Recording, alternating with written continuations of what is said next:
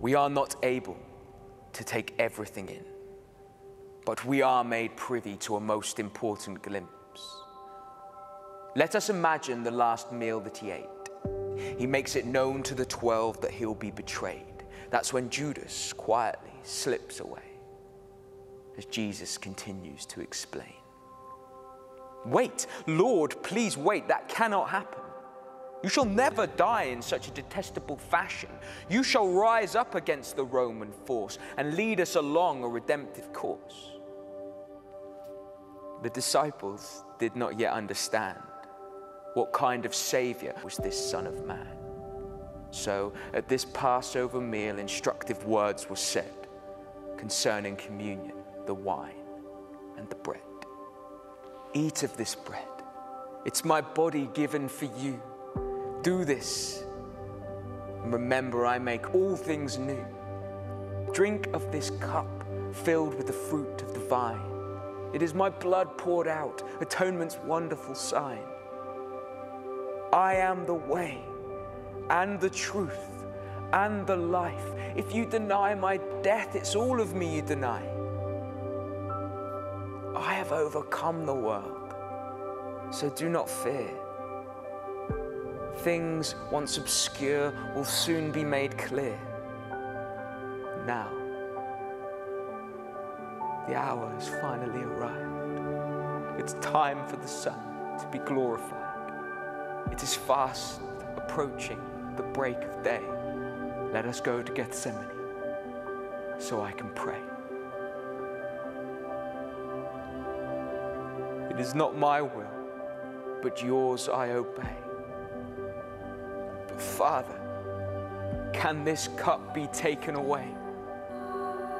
No. I shall drain all that's within. I shall bear all of my beloved's sins. For the first time, Jesus felt truly alone, as the King of Lights was besieged by death's shadow.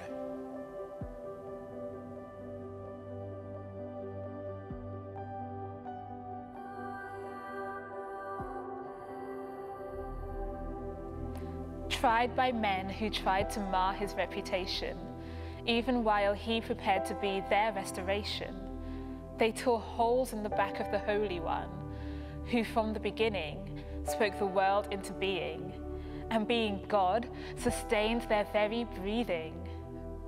What should have been a raised up name was a raised up frame surrounded by public shame and humiliation, exhibited as fully human in his receipt of physical pain. The Son screamed as his skin burned. The screams to his Father. No smoke screen, it goes farther. The temple drape splits as blood and sweat drips from his temple and mingles with spit from the soldier's taunts. Commits his spirit, showing even then his meekness moments before death. Pulling up the full weight of his body to inflate his lungs, he breathed his last breath. The soldier standing by could not comprehend why this man had had to die. Certainly he was innocent, was his cry. And the crowds dispersing, who at first had been cursing Jesus and encouraging the beating, were now beating their breasts, while the women were weeping.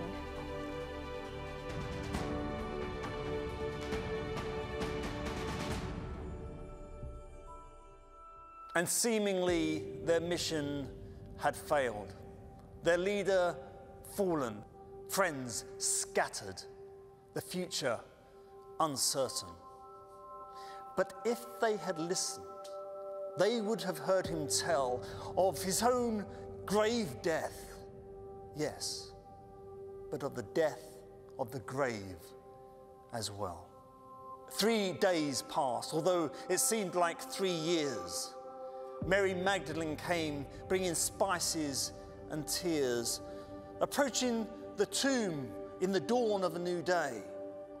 She found it empty, the guards gone, the stone rolled away.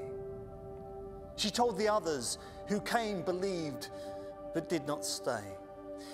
Angels perched inside the tomb asked her kindly why she wept.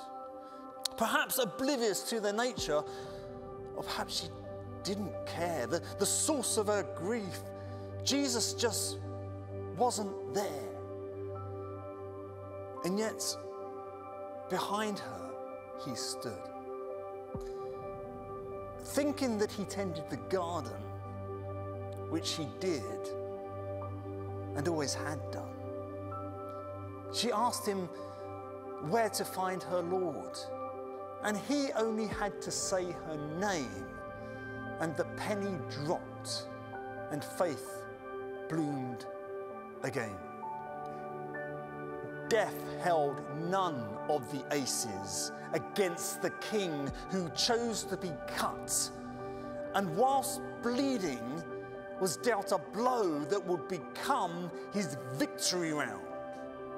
Jesus made the devil a joker and became the bridge by which men might be saved. Later, he met them on the shore and shared in their meal. He commissioned them to go out, to teach and to serve and to heal. He gave them authority, and though weak in their frame, he promised the helper, his Spirit, and that they would see him again.